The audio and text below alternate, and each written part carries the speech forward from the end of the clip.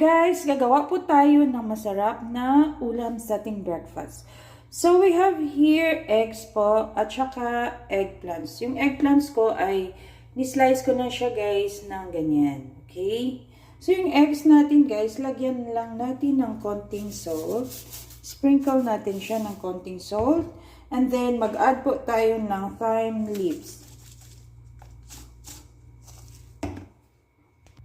Mag-add po tayo ng thyme leaves. Okay. Then, dagdagan po natin ng basil.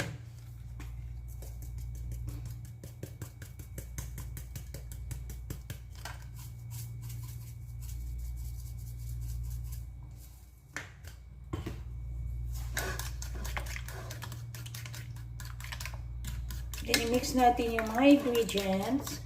And, i-dip po natin tong ating eggplant dyan. Yan. I-dip po natin siya. Same process. Yan. Then, pag ganito guys, ready for frying na po yan later.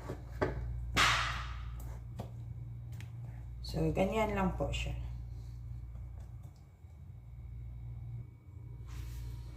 Then, magpainit po tayo, of course, ng frying pan. Lagyan natin ng oil. So, I'm using olive oil.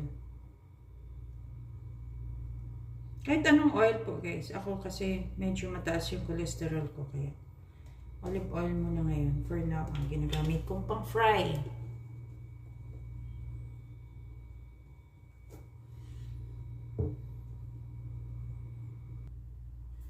Then, mainit na tong ating kalan. So, lagay na tayo ng ating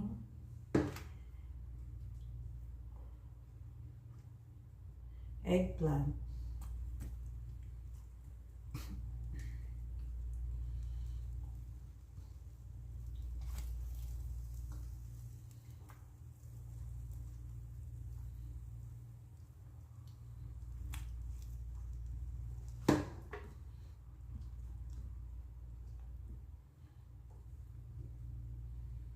Lagyan din natin siya konti.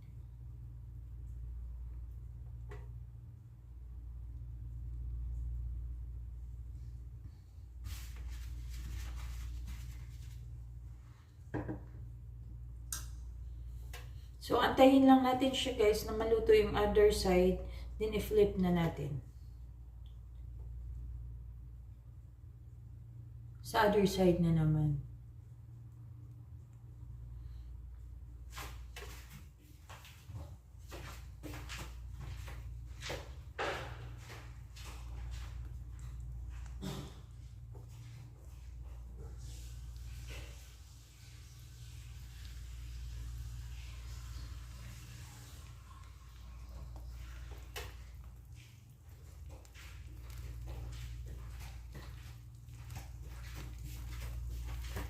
So, I can smell na po talaga guys na mabango siya. Yan. Kulo-kulo na yung ating mantika.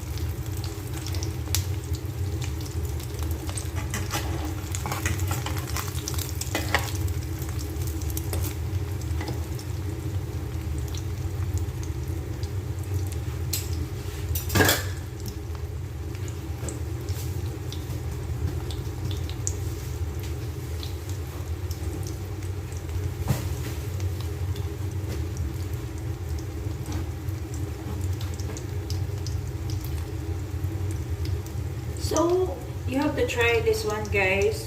Pwede naman kahit anong ilagay nyo. Kahit hindi mga, ano ba to, mga spices. Kahit salt na lang at saka pepper.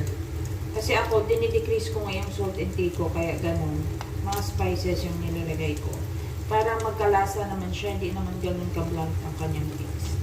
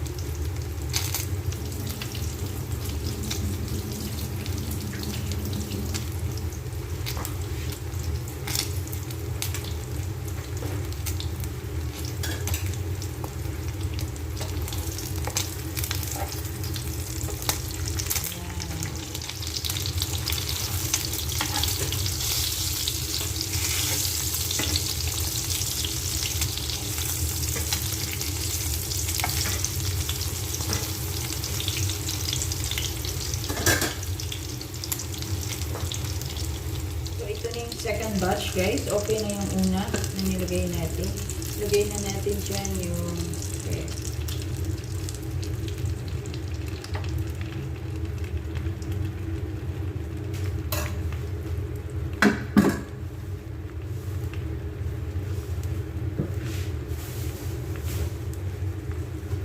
Ito na po yung unang batch natin na niprito natin. So, ready na po to for breakfast.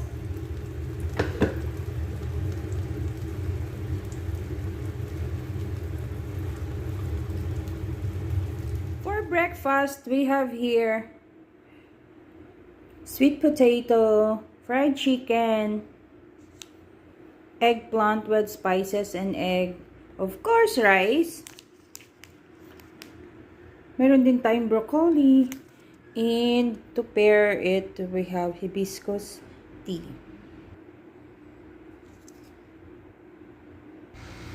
I hope you like our video today, guys. Please don't forget to like and subscribe on my channel, Pink Mom RN. Have a happy day. Bye. God bless everyone. Thank you for watching.